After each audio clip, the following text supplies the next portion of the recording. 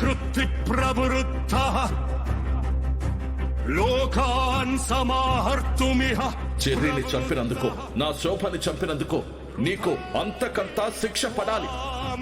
భవిష్యంతి survey ఏవ స్థితః ప్రత్యనీకేషు యోద్ధః.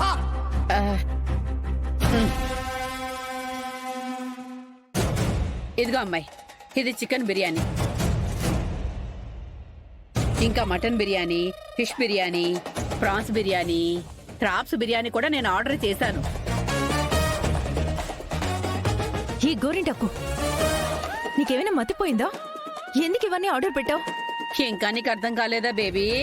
ఇప్పుడు ఏదైతే మీ మమ్మీ ఇష్టంగా తింటుందో అదే చివరి తినటం. ఆ తర్వాత కొన్ని సంవత్సరాల పాటు జైల్లో చిప్పకూడే కదా. అంతేనంటావా గోరింటకు? మమ్మీ అరెస్ట్ కాక తప్పదా? ఎలా తప్పుతుంది బేబీ? చేసిన మర్డరు, తీసిన గొయ్యి, పాతిన శవము చాలా స్పష్టంగా వీడియోలో ఉంది కదా. నిన్ను అరెస్ట్ చేయడానికి ఏ క్షణమైనా పోలీసులు రావచ్చు. త్వరగా తిను.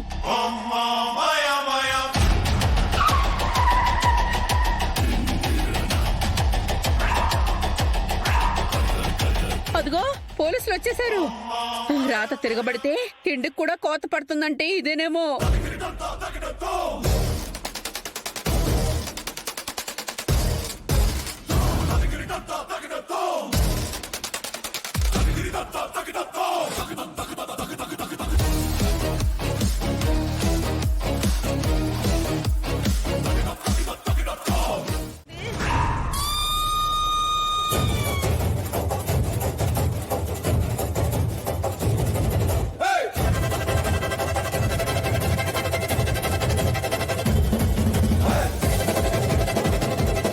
అదేంటి గోరింటాకు, మా మమ్మీకి తెప్పించానని చెప్పి నువ్వే తింటున్నావు మొత్తం?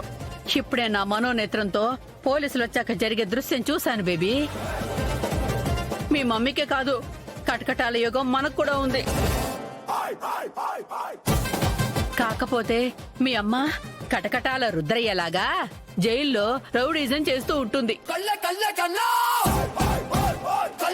మనమేమో అల్లూరు రామలింగయ్యలాగా తన వెనక భజన చేస్తూ తిరుగుతూ ఉంటాం. నార్మల్. మమ్మీ చేసిన మర్డర్ కి పోలీసులు మనల్ని ఎందుకు అరెస్ట్ చేస్తారు గోరింటాకు? నువ్వు కాస్త నోరు ముస్తావా? ఇప్పటికే టెన్షన్తో చస్తున్నాను. మళ్ళీ మీరు మర్డర్ చేశామని పెద్ద పెద్దగా నోరేసుకుని అరుస్తారెందుకు? నోరేసుకొని చెప్పడం ఏమిటమ్మాయి? అల్లుడు గారి నోటీసులోకి ఆ వీడియో వచ్చేస్తాను.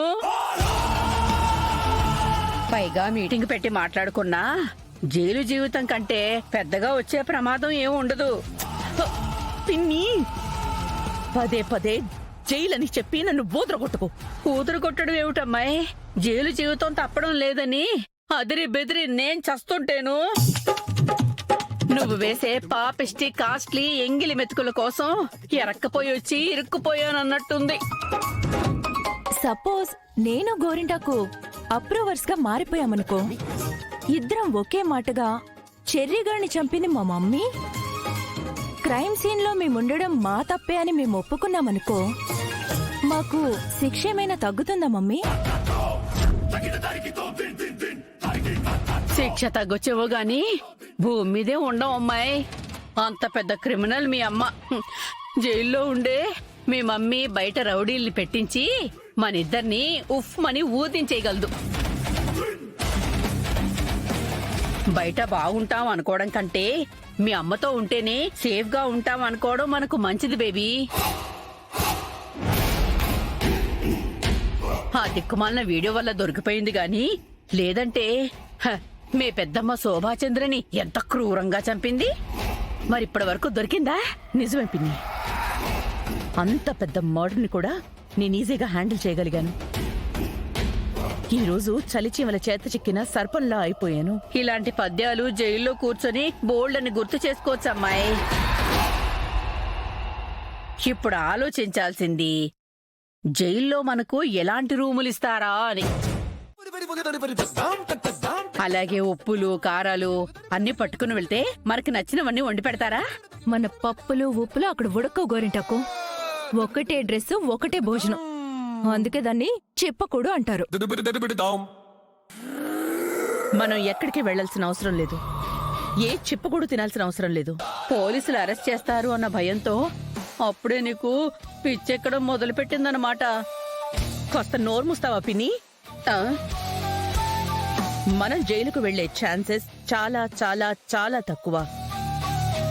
ఏ అమ్మాయి, మనం మనుషులకు కనబడకుండా తిరిగే మంత్రదండం ఏమైనా సంపాదించావా ఏమిటి?